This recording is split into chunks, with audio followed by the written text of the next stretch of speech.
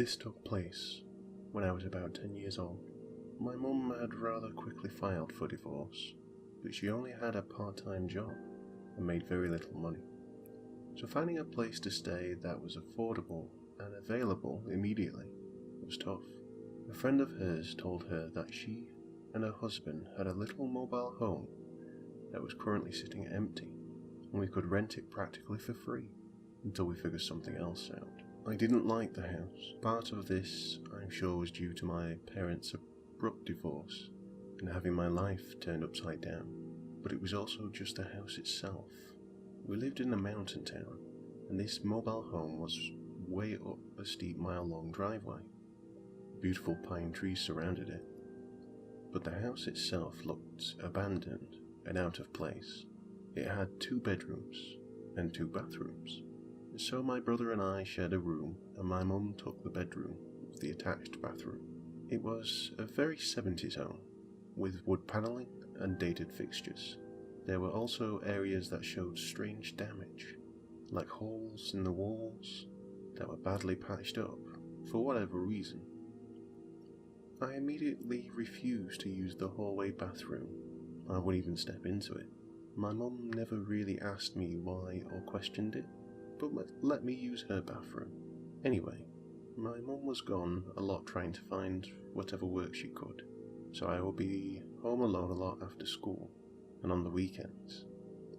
Each time I received the 911 call, I was by myself. My mum always told us not to answer the door, but we should always answer the phone, in case it was her. So when the phone rang one afternoon, I figured it would be my mum, since no one else really had our number yet. There was a woman on the phone who sounded very concerned. "Hello, this is 911, returning your call. We received your call, but we got disconnected," the woman said. I immediately got a sickening feeling. I told her that I did not call 911, and she asked me if there was anyone else in the house who might have called. I said I was home alone, but I started to get really worried that maybe I wasn't. She said she would dispatch police to our address just to make sure everything was okay. At that point, I was terrified to be in the house, so I sat outside and nervously waited for the police. They showed up in about 15 to 20 minutes, and the officer asked me if I had called 911. I said no, but they claimed I had called them. The officer just sort of shrugged and said, "What kind of thing This kind of thing sometimes happens. They say that it can't, that the numbers can't get mixed up, but it happens." He did a cursory glance around the outside of the house and left. I tried to convince myself that the officer was right. It was just a mixed up phone call, and hopefully whoever did actually call got the help they needed. About a month later, the same thing happened. I got another phone call from 911, saying they had received a phone call from my number. I told them again that it must have been a mistake. The woman on the phone scolded me a bit, telling me that 911 wasn't something to play around with. That was preventing people from getting help. She didn't dispatch any police this time. Again, I was really worried that someone was in the house, so I cautiously checked and made sure all the doors were still locked. I don't know why, but I always kept the hallway bathroom door closed, maybe because of the eerie feeling I got from it. As I was checking the house, I just knew someone was in that bathroom. I was terrified. Part of me felt like I needed to open the door to check, to prove myself wrong, but I was too afraid, so I just sat in the living room, watching that door. It was so quiet in the house. After a few minutes, I swore I started to hear faint little sounds coming from inside, like a kind of shuffling noise. I asked my mum to check the bathroom when she got home, and she quickly looked inside.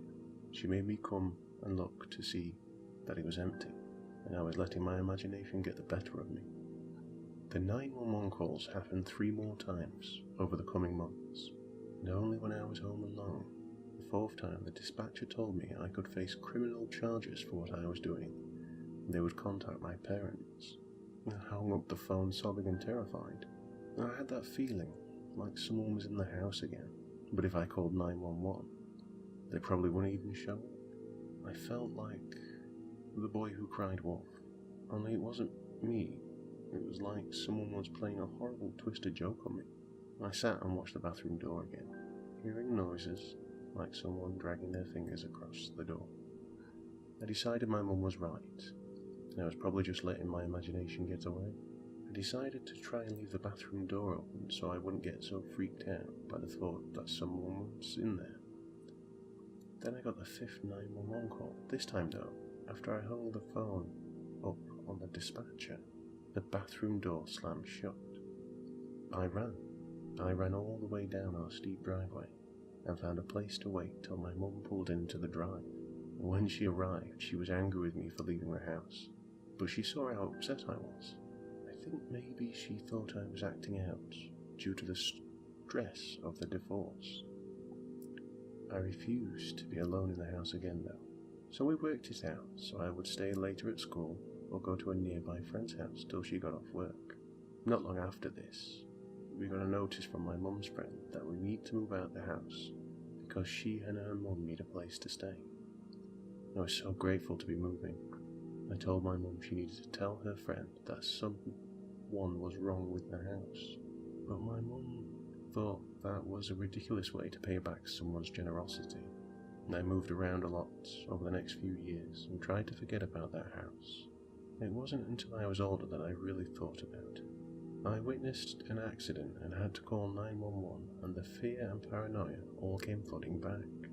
I decided to do some research, which honestly, I wish I had never done. A few years before we moved in, a woman was killed in that house, in some kind of domestic dispute. It was days though before she was found, shut in the bathroom.